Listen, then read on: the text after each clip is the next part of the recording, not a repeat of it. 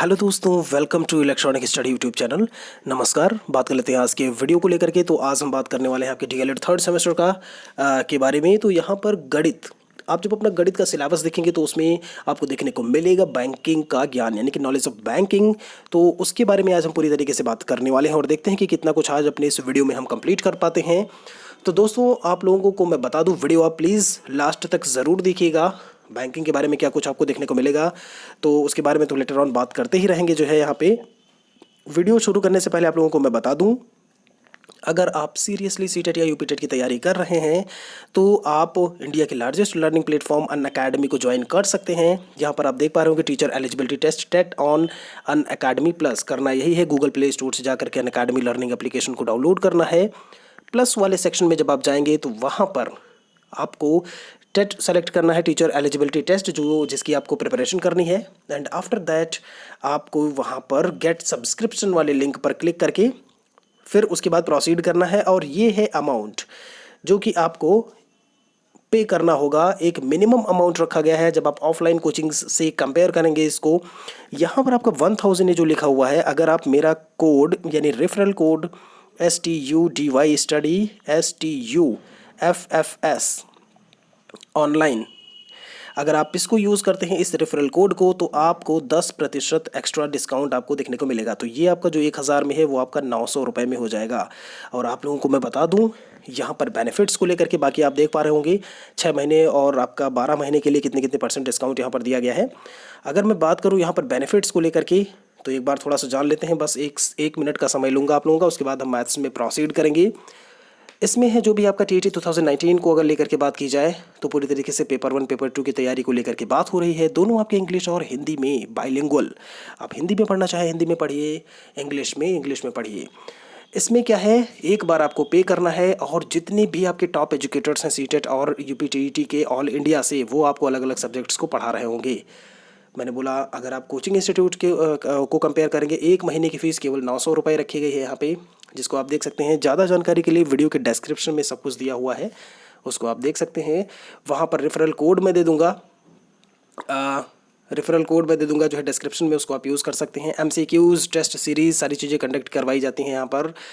एक आप ये कह सकते हो कि आपके पास एक चांस है जो है पूरी तरीके से क्रैक करने को लेकर के, जब आप सीटेट को लेकर के बात करते हो, जो कि आपका जुलाई में होने वाला है।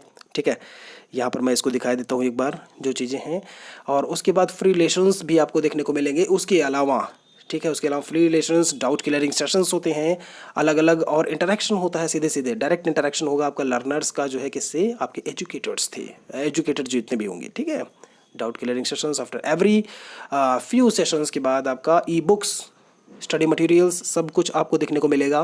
ठीक है, तो ये सारी चीज़ें आपके इतने सारे बेनिफिट्स हैं। और आपको मैं बता दूं, आप ही के डीएलएड थर्ड सेमेस्टर के काफ़ी स्टूडेंट्स ने जो है वहाँ पर ज्वाइन किया हुआ है, वो अभी से तैयारी में लग गए हैं। जी हाँ, एक बेहतरीन तरीके से तैयारी करने के लिए। तो मैं आप लोगों को यहाँ पर आप देख पा रहे होंगे ऐसे टॉप एजुकेटर्स आपको वहाँ पर पढ़ा रहे होंगे।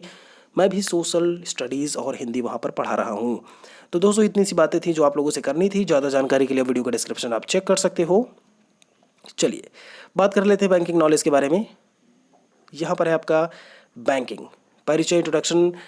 दोस्तों, लिखा हुआ है कि मानव जीवन की एक बहुत ही आवश्यक चीज़ होती है मुद्रा, मनी को लेकर के जब आप बात करते हो, जो मनुष्य की सभी आवश्यकताओं की पूर्ति कर रही होती है। मनुष्य की श्रेणी को देखिए, यहाँ पर एक थ्योरेटिकल चीज़ें लिखी हुई हैं, जहाँ पर समझाने का होगा मैं आप लोगों को बता दूंगा, फिर कोई आपको दिक्कत होगी नहीं उससे। ठीक है, इसमें है जब आप बात करते हो कि आवश्यकता से अधिक मुद्रा होता है, तो आप उच्च वर्ग के लोगों की बात करते हो। जिन व्यक्तियों के पास सिर्फ उनकी आवश्यकताओं के लिए रुपया होता है, उनको आप मध्यम वर्ग बोल देते हो। और कुछ ऐसे भी व्यक्ति होते हैं जिनके पास उनकी आवश्यकता के लिए पर्याप्त धन नहीं होता है, उनको आप निम्न वर्ग के व्यक्ति कह देते हो।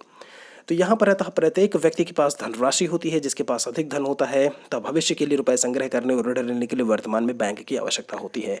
अब भाई, आपके पास अगर धन ज़्यादा है, आप उसको कहाँ संजो कर रखोगे? बैंक में ही ना। तो बैंक अपॉन बैंक मतलब ही होता है भरोसा एक तरीके से। ठीक है, आप जब PNB की बात करते हैं, पंजाब नेशनल बैंक, तो बोलता है कि bank that you can bank upon, ऐसा बैंक जिस पर आप भरोसा कर सकते हैं। ठीक है, ये उसकी टैगलाइन है, ध्यान दीजिएगा जो मैंने बोला अभी। तो भाई, ये चीज़ें देखने को मिलती हैं। चलिए एक सिंपल से बैंक को डिफाइन कर लेते हैं। बैंक एक आर्थिक संस्था है जो व्यक्तियों का रुपया जमा करती है और उन्हें आवश्यकता पड़ने पर देती है। आप डिपॉजिट करना और जब भी ज़रूरत होती है तो उसको दे देना। ठीक है, तो ये बात हो गई। उसके बाद बात है बैंक की आवश्यकता। जनसंख्या के अनुसार विश्व के प्रत्येक देश और शहर में है बैंक में अपने देश की मुद्रा होती है। हमारे देश भारत की मुद्रा जो है, जैसे कि रुपया है, था बैंकों में रुपयों का लेन देन होता है। आप जब इंडियन बैंक को लेकर के बात करेंगे तो रुपयों का लेन देन देखने को मिलेगा। जिस जिस कंट्री की भाई होगी अलग अलग, ऐसा नहीं है। आपके यहाँ डॉलर का भी लेन देन देखने को मिलता है, लेकिन आपके कुछ बैंक जो है, जैसे आपका आरबीआई है, रिजर्व बैंक ऑफ इंडिया, जिसको आप सेंट्रल बैंक के नाम से जानते हो। तो इतनी सी बातें मैं आशा कर सकता हूँ कि आप लोगों को क्लियर होंगी। दोस्तों, लाइव क्लासेस आपकी डेली हो रही हैं, 8 बजे होती हैं शाम को, इलेक्ट्रॉनिक स्टडी पर। आज हिंदी की क्लास हुई थी, ठीक है, मतलब हुई है, और नेक्स्ट डे आप जब भी बात करोगे अगले उसमें, तो आपकी संस्कृत की होने वाली है। ठीक है, 8 बजे अपनी उपस्थिति दर्ज आप ज़रूर करवाइएगा। चलिए आगे बात कर लेते हैं। इसमें यहाँ पर है आपका, जब आप बात करते हो, बैंक हमें विभिन्न प्रकार की सेवाएं देता है। कुछ सेवाएं होती है बैंक हमें, जैसे रुपया जमा करने पर उसे धनराशि पर समय के अनुसार ब्याज भी देता है, जिसको आप इंटरेस्ट बोलते हो। तो लेटर ऑन हम देखेंगे इंटरेस्ट के बारे में डिटेल में। इतना आप जानिए कि उस धनराशि पर समय के अनुसार ब्याज दे रहा होता है वो। ठीक है, बैंक में हमें आवश्यकता पड़ने पर धनराशि उधार भी देते हैं, जो ऋण कहलाता है, जिसको हम डेट बोलते हैं, कर्जा लेना। ये समय के यहाँ पर मैं पढ़ रहा हूँ, बिल्कुल आप देख पा रहे होंगे। ये समय के अनुसार जो है निश्चित दर पर दिए जाते हैं। यह ऋण घर है, गाड़ी है, व्यवसाय है, जो आप लोन बोलते हैं ना, होम लोन आपका हो गया, कार लोन हो गया, ठीक है, तो किसी बिजनेस लोन हो गया, ये सारी चीज़ें देखने को मिलती है। बैंक में लॉकर्स की भी सुविधा होती है, और बैंक विभिन्न प्रकार के बीमा भी करवाते हैं। आपको बीमा वाली चीज़ भी देखने को मिलती है। आफ्टर दैट बैंक के प्रकार में देख लेते हैं भाई। देखिए, ऐसे तो बैंक के प्रकार आपको कई देखने को मिलेंगे, ठीक है, जैसे इसमें आरआरबी वगैरह नहीं दिया हुआ है आपका, कुछ और है। एक नॉर्मल तरीके से आपको यहाँ पर बताया गया, एक सामान्य जानकारी आपको लिखनी है इस गणित विषय को लेकर के, और गणित विषय के तहत बैंकिंग है क्या। तो भाई इन्होंने बोल दिया भारतीय रिजर्व बैंक एक होता है, एक आपका कॉमर्शियल बैंक यानी वाणिज्यिक बैंक होता है, एक सहकारी बैंक होता है, एक राष्ट्रीय कृषि एवं ग्रामीण विकास बैंक होता है। इन्होंने बैंकों के नाम दे दिए। तो रिजर्व बैंक ऑफ इंडिया के बारे में बात कर लेते हैं। भारतीय रिजर्व बैंक भारत का केंद्रीय बैंक है, सभी बैंकों का संचालन करता है, अर्थव्यवस्था को संचालित करता है। इसकी स्थापना 1 अप्रैल 1935 को reserve bank of India act 1934 के अनुसार हुई थी। इस चीज़ का जो भी लास्ट वाली लाइन मैंने बोला, 1 अप्रैल 1935 reserve bank of India act, यानी कि आरबीआई एक्ट 1934 के अकॉर्डिंगली जो है इसकी स्थापना हुई थी 1935 में 1 अप्रैल। इसका बहुत ही विशेष ख्याल रखिएगा।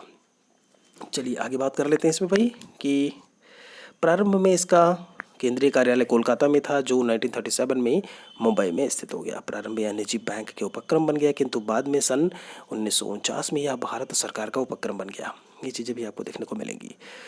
पूरे देखिए, कहने का मतलब ये है, स्टार्टिंग में इसका जब ये 35 में इसका गठन हुआ था तो कोलकाता में इसका हेडक्वार्टर था, 37 में मुंबई में हो गया, अभी भी मुंबई में है। ठीक है, करंट जो इसका हेडक्वार्टर है। निजी बैंक का उपक्रम, इसका जो नेशनलाइजेशन हुआ 1949 में हुआ। बहुत इंपॉर्टेंट आपका है ये, आपका 1949 जो लिखा हुआ है, मैं जूम कर देता हूँ थोड़ा सा, ठीक है, 1949 में। तो भाई इतनी बातें मैं आशा कर सकता हूँ कि आप लोगों को क्लियर हो गई होंगी। व्यापारिक अथवा वाणिज्यिक बैंक, ट्रेड और कॉमर्शियल बैंक्स के बारे में बात कर लेते हैं। वाणिज्यिक बैंक बैंकिंग प्रणाली का महत्वपूर्ण अंग है। ये बैंक लाभ कमाने के उद्देश्य से काम करते हैं।